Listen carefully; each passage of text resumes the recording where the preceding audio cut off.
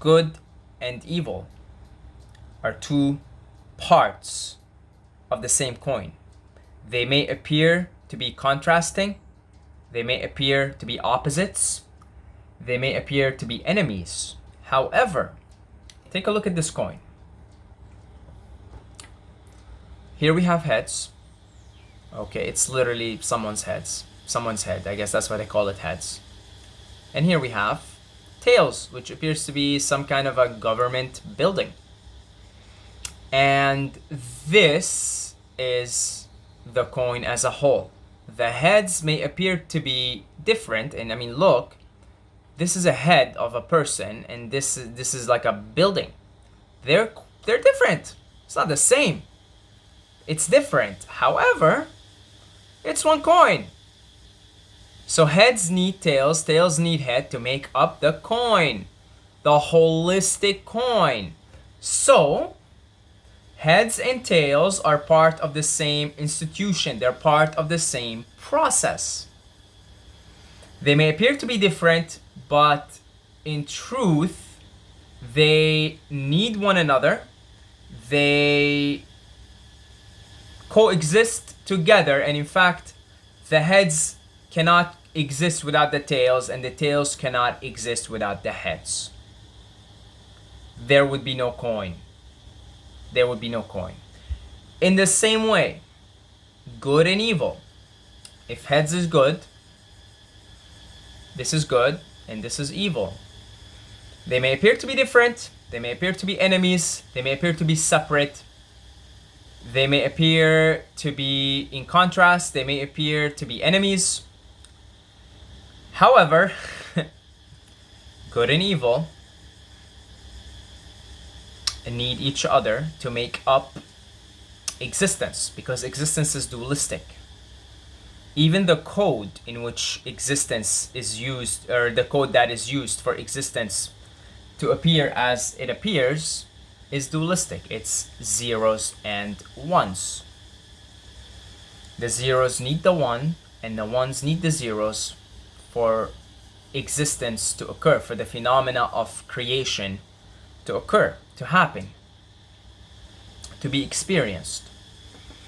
And so the perception, the experience of good and bad, of good and evil, need each other in order for existence to be experienced in its dualistic nature. But in truth, this is the coin. The coin is the microcosm of the macrocosm, which is really just existence, creation.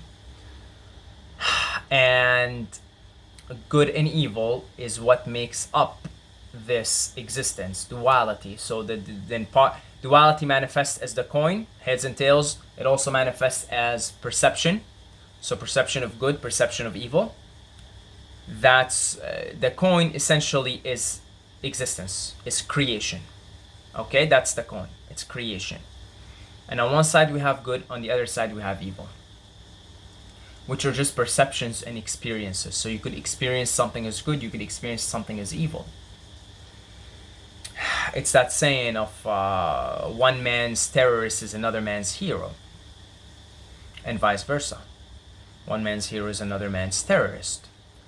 So really, when you come to that insight, it becomes quite difficult to make judgments. It becomes, the judgments can't help but collapse, because you look at something and you say this is bad, and then you realize, oh wait, this is just part of the same. I'm already dissecting reality. I'm already ignoring the wholeness, the oneness, by making a judgment, by calling something bad. So to give you an example here, let's say that you look at McDonald's food as bad. You call it, this is bad food. It's bad food. It's bad for you. It makes you feel pain. It makes you feel bad. It causes indigestion. And then you look at fruits and you say, this is good food. This is good. This is what humans are meant to eat. And so you say that. So you make a judgment. You're making a judgment. You're calling certain foods bad. You're calling certain foods good, based on the experience that they give you. So one food will give you the experience of pain, indigestion, mental fogginess, etc. One foods will sit pretty well, pass through the system pretty well, and will make you feel overall a sense of pleasantness in the system, in the energy system that you partake in, which is your mind body complex. Now, you can make the judgment, and you say it's valid. I mean, that's my experience, but it is just that. It is your experience, because in fact, you could very well, if you have the concentration in the one-pointedness, you could eat something like a Big Mac and experience total joy, total serenity, total calmness, because you would be a mental alchemist. You would be able to take in the food and really convert it into holiness, into pleasure. In the same way, you could eat a piece of fruit, and if you're suspicious of the piece of fruit, you say, well, it's rotten, it's not ripe enough, it's gonna cause mucus because it's not ripe enough. Then if you're really concentrated on that thought, even that piece of fruit will actually cause chaos on the system. So you see that it is actually your perception of the food, your perception of the experience of calling it good and bad, that is having quite an impact on how you digest the experience, how you experience the experience. So you might say, okay, but you know what? If I was completely unbiased and I ate a Big Mac, I would experience unpleasantness in the system. And that would be true, because the information field of the Big Mac, let's say, of food from McDonald's, will act on the system in a certain way that would cause disharmony in the system. Whereas if you, again, came at, say, fruits from a completely unbiased place, you ate some fruits, you were more likely to experience harmony. Okay? So there is truth to that as well. And we'll discuss, because ultimately the place is, it's not a judgment. It simply comes down to harmony and disharmony. Harmony and disharmony are not moral judgments. They're actually simply seeing things as they are. So we'll discuss that in a little while. So let's say that you come at it from a completely unbiased perspective, which is difficult but possible. If you are in a really meditative state and you really just become total observer, then you could come at it from an unbiased perspective and actually eat the foods, not having any judgments on them, and see how they affect you. So let's say you're completely unbiased and you eat a Big Mac and it causes unpleasantness in your system. Then you eat fruits and they cause pleasantness. Now, that experience of pleasantness, in order for it to be experienced as pleasantness, there needs to be the other side of the coin, which is the unpleasantness, the discomfort, the pain. In order for you to experience pleasantness and appreciate the feeling of pleasantness. You see why the contrast is necessary. You see why the experience of goodness, of pleasantness, and the experience of pain and unpleasantness and evil and badness are absolutely necessary to reflect one another, just like the heads and the tails need each other to make up the coin. You see that? So that even if you were to come at it from a completely unbiased perspective and experience whatever the informational imprint in those foods are, that you'd still need both experiences. So now if you don't like the unpleasantness, you could say, well, okay, I'm just gonna eat fruits from now on. Foods that are that are gonna pass through smoothly and cause an overall state of pleasantness in the system. So then the good needs the bad, and the bad needs the good, and there would be simply no creation without the duality, the experience of good and evil, and they're just that, experiences. Because you could rise above it, because then you could say, okay, well, the McDonald's food's causing unpleasantness. the fruits are causing pleasantness. I came at it from a completely unbiased perspective. But now, let's take a look at this coin. This coin is whole, this good and evil. Let's call this heads good, this evil. It's a whole coin. Now, who is it that is perceiving this coin? And the answer to that is awareness. So I am awareness. I am awareness. You are awareness. I am beholding the coin. I am beholding good and I am beholding evil. I am beholding heads and I'm beholding tails. I am the beholder. I am the awareness. I am neither good nor evil. I am experiencing good and evil. I'm experiencing heads now by virtue of looking at it, and now I'm experiencing tails by virtues of looking at it. I am awareness. That's who I am. I am the awareness beholding the coin. I am the awareness beholding good and evil. And if I am the awareness, then I am the creator of the perception of good and evil, of the perception of duality, of the perception of pleasantness and pain, unpleasantness. And if I am the creator of it, if I am the perceiver of it, if I am the dreamer of it, that means if I am the creator of this perception, I'm the awareness creating this duality, so creating the heads and the tails, the coin, the good and evil, which is just holistic. It's a holistic experience. This means I have the power to do as I wish with the creation. So then, now we could begin to rise above good and evil, and we could take a Big Mac, a meal from McDonald's, say a Big Mac meal, and we could turn it into very pleasant and holy food. Very pleasant, that is going to act as medicine. You could literally turn it into medicine if you really have the one-pointedness of the creator. If you're really pure awareness. You could. Yogis are often reported, I'm talking about high yogis, are often reported drinking poison. And nothing happens. Ram Dass tells of stories of yogis that he met while he was in India who did that right in front of his eyes. These stories are everywhere. And they make, I mean, once you intellectually understand it, at least intellectually. I'm at the part where I intellectually understand it, but I have not yet realized the experience of it for myself. This is why I'm going crazy on meditation lately, because I would like to be that pure awareness, that creator, so that I could go beyond good and evil. I could stop making judgments. I could stop being at the whims of the external world, and I could use the internal, which is the awareness, which is the creator, to do as I wish with the creation. Because I created, I perceive it. I created the duality. I created good and evil. I'm beholding them. I'm experiencing them. But if I could go beyond it, then I could take what is perceived as bad and make it good. Make it pleasant. Make it however I wish.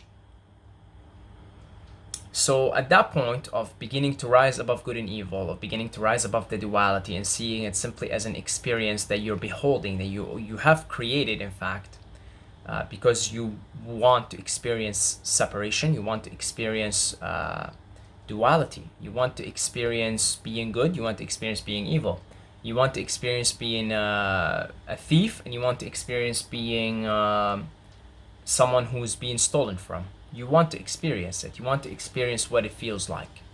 What it feels like to experience pain, what it feels like to experience pleasure.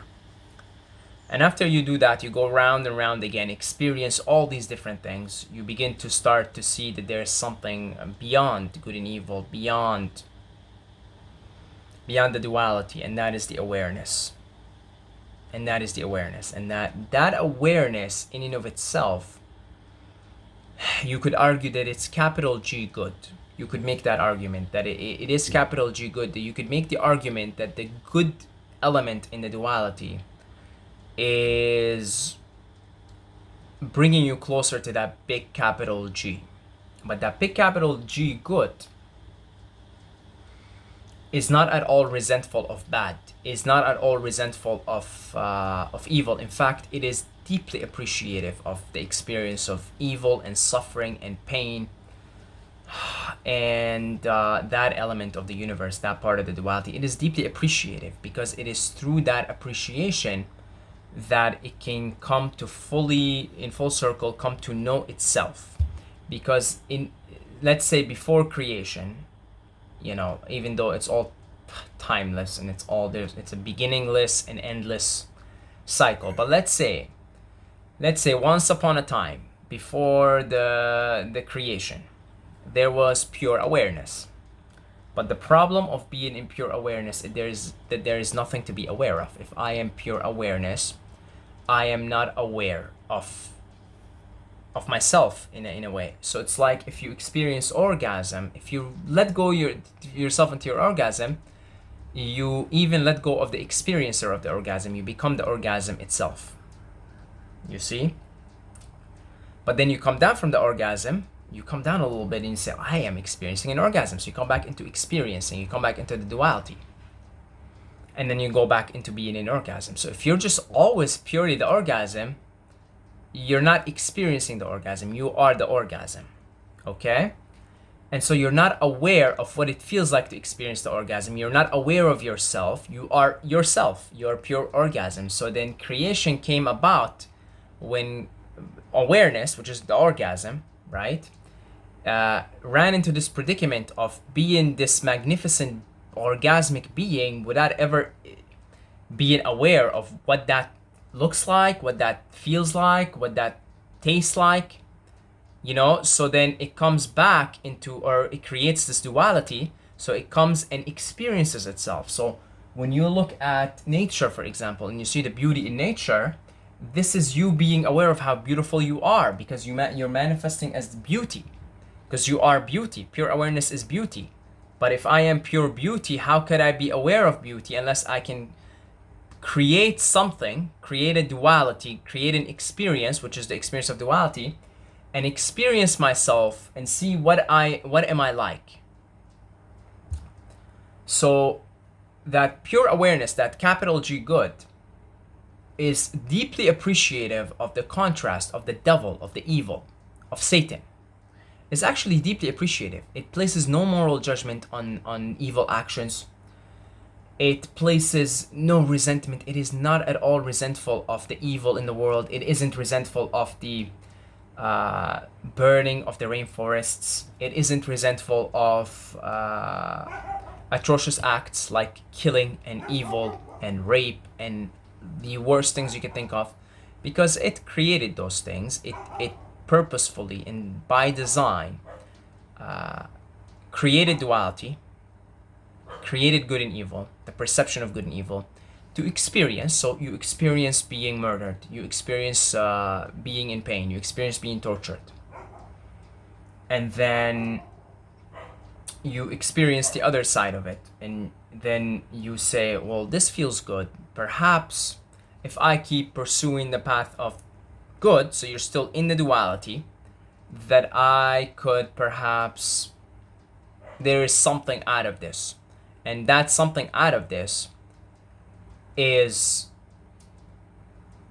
you, the pure awareness, the capital G good. And once you become that, once you realize that, that's called self-realization, then your resentment towards the bad, because when you're pursuing the path of small g good in the duality, you're still resentful of the bad.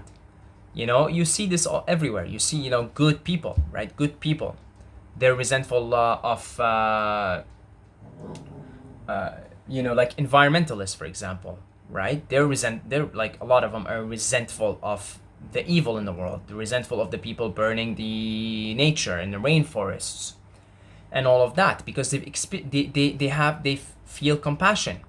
So then they'll pursue the work of good, and along the way, some resentment for that evil element of the universe, the bad, is going to be there. It's going to be there as a result of feeling heartbroken. You see, and that's how you develop your compassion and empathy. You keep going down that road, and eventually you will even begin to transcend the good, because you will see that it's just a role you're playing in the universe. And then something magical happens. You begin to develop appreciation for the bad. for all your, I mean, you could look at your own storyline, your own character storyline, and say, well, I got abused by my dad. I got abused by my mom. I've been beaten up all my life. I've been this. I've been that. And then you say, well, I'm really appreciative of that experience because I would not have developed compassion and love for myself in all these different forms had I not experienced all these things. And then your appreciation for the bad element in the universe, the evil, grows. And you just start to be appreciative of it. And you don't like it. You don't say, let's do bad things. You can't even do it at that point. Once you get to that point, it's like you can't do that. You can't kill. It's just like you can't really kill. It's just like because you're full of compassion and empathy. But the difference is now you're no longer resentful of the evil and the bad element. You simply work full time to alleviate suffering, to be joyful, and to spread joy without the resentment for the evil, for the badness, because you realize that's you. You realize that you've created this game, the duality to experience.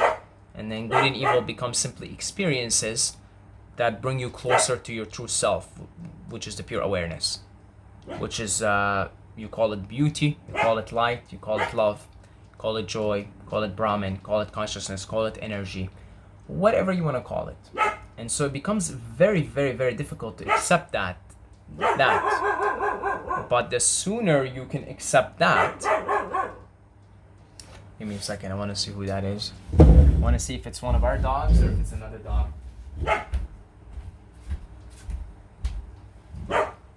Pee-pee, what's the matter? What's the matter?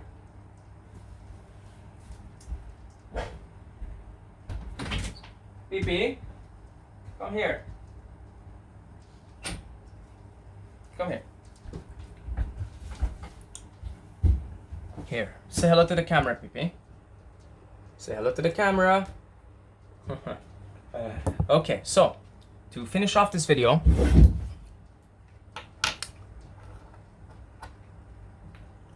and I did say I want to talk about this at the end of the video. You could look at everything simply as harmony in disharmony. There's no moral judgment there. It's simply seeing things as they are. Harmony, disharmony. Harmony, disharmony. So you could say, well, eating fruits is more harmonious on the system. You don't look at it as a good thing. It's not a good thing to eat fruits because everything is an experience, because creation is entertainment, it's play. So you say, well, it increases the harmony in the universe, in my universe, this universe you're experiencing. So you say, well, I'm going to eat fruits. And then you look at, say, McDonald's, you say, well, it's disharmonious. So I guess I don't really want to experience that anymore. But you don't say it's bad. You don't judge people for eating McDonald's. You don't even judge McDonald's. You don't even judge the Big Mac and say this is bad food. It's an experience. Everything in the universe is within the perception of God. Everything in the universe is but an experience. It's a simulation. It's a video game, if you will. God gets lost. It's a hide and seek game. God gets lost in the illusion of separation and then finds itself back. So every experience brings God closer to itself. So the experience of you eating a Big Mac, it may seem disharmonious, it may seem bad, but really it's just an experience bringing you closer, because it'll teach you to, eat foods that are more harmonious, let's say. And that brings you closer and closer until eventually you just transcend the good and evil. You transcend the duality. You say, I see. I create all of this. I'm playing all these roles anyway. I'm the director. I'm the writer. I am the actor in everything. And you say, well, okay, I guess it's no good or bad, really. Eating Big Macs are not bad. McDonald's is not bad. It's an experience. It may cause disharmony, but that's just an observation. And even that, you could just simply transcend it with your mind, because you're a mental alchemist. You could literally turn it into holy food if you want, if you really have the one-pointedness and the concentration. And then you look at, say, eating what you would deem now as good foods, like fruits, and you say, well, this is good food. It's an experience. It has some harmony in it. You could even even that, you could turn it into evil, or you could turn it into disharmony if you're suspicious of the fruit. Say, well, this, it's not organic. It's got pesticides on it. It's not ripe. It's gonna cause mucus. So the moral of the story is everything is an experience. Good is an experience. Bad is an experience, because they're perceptions. They're perceptions. And the ultimate place you want to be at is an appreciation for both experiences, the appreciation for duality. Because if you're appreciating duality, you're appreciating your own creation. And now we're talking, because now you are appreciating yourself. Now you're closer to realizing yourself. This is your own creation. It's your own perception. So you're appreciating your own movie, if you will. And how, I mean, it's marvelous. I mean, it's marvelous. Creation is marvelous. Duality is marvelous. And so gaining an appreciation for that, it doesn't mean you stop acting to release suffering. It doesn't mean you stop doing small g good things, okay? Because that'll bring you closer to the overall big G good, the big awareness. It doesn't mean you stop doing that. It doesn't mean you stop acting in what we would deem as moral, like being kind, etc. No, it simply means you do it without any resentment for the other side, without any resentment for the other side of the coin. Because you understand that it's all one coin, that it's all one big process, it's all reflecting and mirroring itself, and it's both necessary to create the coin. So that's the place. The place isn't to stop being a moral person and go out and kill and rape and murder, or simply ignore these acts that are happening. No. If somebody's killing, that needs to be addressed. That needs to be addressed, because that is causing disharmony in the universe. Because if how could you go and kill someone and steal from someone if that someone is you? You can't do it when you're when you're aware that it's all you. It means you continue to do, you continue to stop these acts that are causing disharmony in the universe without hating or resenting that element of the universe, that badness, that evil.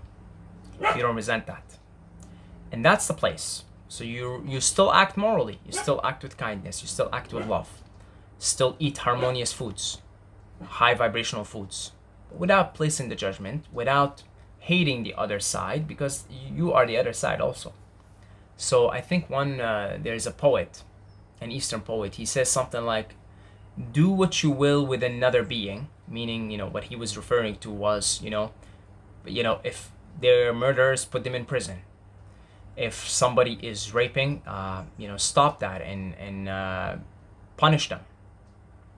Do what you will with another being, but don't put them out of your heart. And that not putting them out of your heart isn't a phony type of, I love you, come here, even though you're a murderer, come here, give me a kiss, give me a hug. It's more like just saying, I guess that's me in another form right now, and they're really lost in the illusion, and they're really lost in separation. And the fact that they're even acting that way, it shows how deeply stuck. So it's like a compassionate thing. It's just like Jesus on the cross. Jesus isn't looking at the people crucifying him with any resentment, isn't even looking at anything, how the drama played out with any resentment. He's looking at them with just compassion, like, wow, the fact that you're even crucifying another being, it shows just how lost you are in the illusion. So then Jesus says, Father, forgive them, for they not know what they do. Father, forgive them, for they not know what they do. Because of the compassion. That's the compassion. That's do what you will with another being, but don't keep them out of your heart. It isn't pretending. It isn't saying, well, come here, you're forgiven. You've been killing, you've been raping, you've been stealing, but you're forgiven. We forgive you. Go ahead. Go back and continue to do what you were doing. It isn't that at all. It isn't that at all. You can either do the work of good, small g good, with resentment for your heart to the other side, still stuck in the illusion, still have not transcended the duality, or you could do it from a place of joy. And just joy. You just do it with joy. You spread the light with joy, not resenting the other side. In fact, having a deep appreciation for the experience of duality and the experience of pain and the experience of suffering and evil. Some people will watch this and will absolutely hate me for it, because they'll say you're cold-hearted, you sound like an asshole. But it is what it is. That's what it is. It is what it is. Okay, so again, don't mistake this for I'm just gonna ignore the atrocities and the evil things in the world. No, you don't ignore at all. You continue to work full-time to alleviate those actions. But again, from a place of appreciation for the whole game and how it plays out, and the appreciation for the experience of duality. And it'll bring you a peace of mind if you could stop judging people and judging things and just appreciate the thing and continue to do your thing, play your role in the game. If you're in light, in team light, so team G, small g good, continue to play in that role. I certainly will continue to play in that, because I do take actions in my life, some of them making these videos, that are what you would consider small g good, acts of kindness, acts of giving.